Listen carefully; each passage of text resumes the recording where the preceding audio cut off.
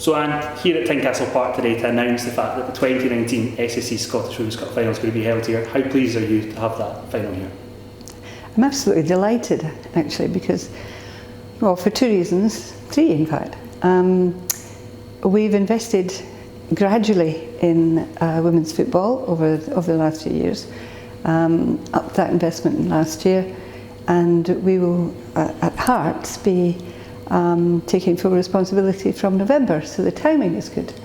But quite apart from the Hearts angle, I think we're all totally behind women's football these days. I mean, the World Cup was fantastic, so it's got us all excited. And of course we've got this fantastic facility.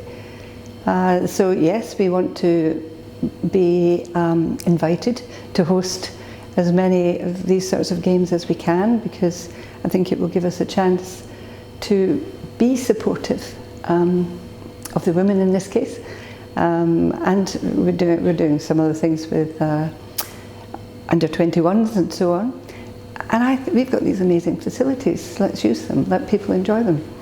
And hopefully also try to attract good crowds, which is good for everybody. On that note, it's a showpiece event. It's probably the biggest game in the women's football calendar, at least a domestic game. How pleased are you to see a big game like this come to the stadium, and more big games in the future as well, hopefully? No, it will be terrific. We've hosted a couple of women's games in the past, and speaking personally, I think it's great to watch.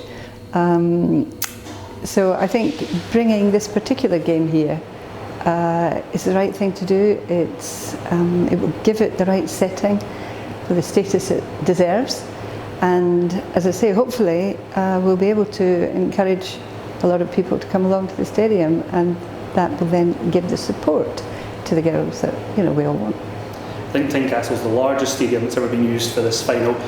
It's probably arguably one of the top stadiums in Scotland as well, especially obviously after the redevelopment. Yeah. Do you think that puts the women's game in the right standing in terms of public perception?